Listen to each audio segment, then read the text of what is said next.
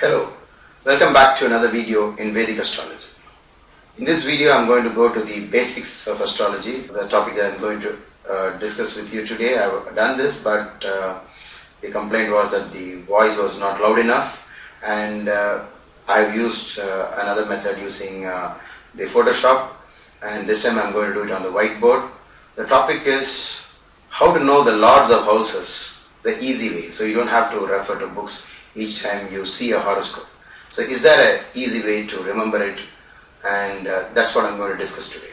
For this, we are going to use the South Indian chart, which is what I prefer. The reason why I don't use the North Indian chart is because in that the planets move like this, whereas that's not the case. Planets don't move zigzag like this. So it's best discarded. This way of drawing the chart is really confusing. In my opinion, this makes astrology very difficult, at least for beginners. Whereas this one, because the planets are moving like this, so easy to understand. The most important thing is that this is the 0 degrees and 30 degrees, 30 and 360 degrees. 12 signs into 30 degrees makes the 360 degrees of a circle. But when it comes to the lordship, always it's better to start here, because the sun rules this particular house always. Any horoscope you take, and if you have the South Indian format, then always the lord of this house or this sign of the zodiac, which is called as Leo or Simha, is always ruled by the sun. You must have known about the solar system. So that makes this job very simple. After the sun, the planet next, the graha or the planet next to it is Mercury. After the sun. And after Mercury comes Venus. And after Venus comes Earth. But since we are on Earth, we don't want to give another space to Earth because we are already sitting on it. Immediately after the Earth, we have Mars. And then after Mars comes Jupiter. And after Jupiter comes Saturn. So what happens to these? Just the mirror image. Just imagine there is a mirror placed here, and whatever you see here, just put it over the other side. So if it is Saturn, you put Saturn here, and if it is Jupiter here, Jupiter, and Mars, Venus, Mercury. And what about this? You can put the sun here, but the moon will be left out. So you put the moon. Makes sense, because if you have a mirror here, this will be just a reflection, and the moonlight is just a reflection of the sun. So this is the most easiest way of remembering the lords of each houses. The lords of each house. So the next time you see a chart, the most important thing for a beginner in astrology is to get this in the mind. So each time you don't have to see, okay, who's the owner of this house, who is the owner of this house, and so on. It should be always in the mind. So for example, the sun and Saturn are opposites. In this chart, the opposite signs are like this. It's not like this, because this axis is the 1-7 axis. It divides the sky into 2 equal halves. If it is like this, it is not equal, because you have 1, 2, 3, 4 houses on this side, and 1, 2, 3, 4, 5, 6 houses on this side. So it's not equal. So the equality is always like this. No? And they're opposites. They don't get along well with each other. The sun and Saturn don't get along well with each other. Saturn and the moon, Mercury and Jupiter, Venus and Mars, Mars and Venus. So this is the simplest way of getting to know the lords of each houses. The lords of each house in your horoscope. Now once you know this, let's say your ascendant is here, or here, whichever. We'll take one example. The ascendant in your horoscope will be marked as AC or LAG, or you will find a stroke. Most of the South Indian charts, you will notice a stroke like this, which reminds you that is the ascendant or lagna, and the ascendant keeps moving every 2 hours. So if you are born at a particular time and you have ascendant here, if you were born 2 hours earlier, the lagna would have been here, and if it is 2 hours later, the lagna would be here. So now when let's say your ascendant is over here.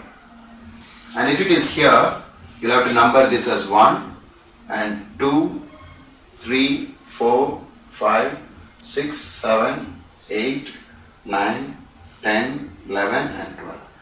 So use the Bhava chart for finding out where the planets are in your horoscope. But in this case, I am not drawing another chart. Let's assume that your Rasi chart and Bhava chart are the same. And so easy to now read it. The Lord of the first house, Jupiter, where is he in your chart? It will not be here all the time, because every year he keeps moving around 1 year in each sign. So he will not be here all the time. So it might be here or here.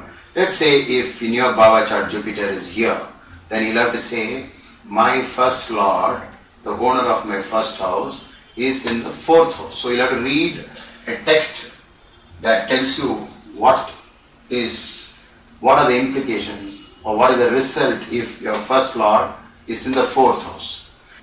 Now since I filled in these planets, it looks like these planets are occupying these signs, but in reality you will never find it like this. So let me rub it off and instead write the same outside. It's always better to write the lords outside of the chart. It is better to write the planets, the lords of each house in your horoscope outside of the chart, so that you will know that they are not occupying these houses but they are only lords. So now let's do the same thing again. Let's say this is the ascendant and therefore this is the first house. The lord of the first house is Jupiter and he might be here. So you now read it as the lord of my first house in the 4th house. But Jupiter is not just the lord of the first house, he is also the lord of the 10th house. So the 10th lord in the 4th, very good, auspicious. The Lagna lord is in the 4th. Where do you find this text? It's already written in, it's all given in Brihad Parashara Horashastra volume 1. So buy that book, and also you can download it from the internet. So you just know how to read it. The lord of my first house is in my 4th house. Now the lord of the 2nd house is Mars. And let's say Mars is over here. So how do you read this? The lord of the 2nd is in my 8th house. The lord of my 9th house is in my 8th house. Not good. Then the 3rd house. Venus is the lord of the 3rd, and let's say Venus is over here. And now you'll have to read it as the 3rd lord in my horoscope is occupying my 11th house. It's very good for communications. And the lord of my 8th house is in my 11th house. This is not good. So this is how you read it. So the lord of my 4th house is Mercury, and let's say Mercury is over here and the sun is also here. So if the lord of the 4th house, Mercury, is in the 12th house, the lord of the 5th house, let's say the moon is over here, the lord of the 5th house is in the 5th, makes the 5th house very strong. The lord of the 6th house is in the 12th house, not good. The lord of the 7th house, which is again Mercury, happens to be in the 12th, bad for marriage, because the 7th house is marriage, the 12th house is loss. So loss of marriage, loss through marriage. Wife loses your money, your spouse loses your money, your spouse will lose your money, or you lose your spouse. That's the way you read this. Then the 8th lord is Venus. We already covered this. Venus is in the 11th. The 9th lord we have covered. And now 11th lord Saturn. Let's say Saturn is over here. Now the Saturn, the lord of the 11th is in the 10th. The lord of the 12th is in the 10th. This is how you actually read a horoscope to begin with. So this video is very essential for all the beginners amongst my viewers, so that you can actually start reading a chart. If you are having the text connected to what are the effects if the lord of a house is in a particular house. And in case you have any doubts, please let me know. I'll be glad to answer your questions. Please write them in the comment section. And if you haven't subscribed to my video yet, please go ahead and subscribe. I place the link at the end of this video. Thank you so much for watching this video.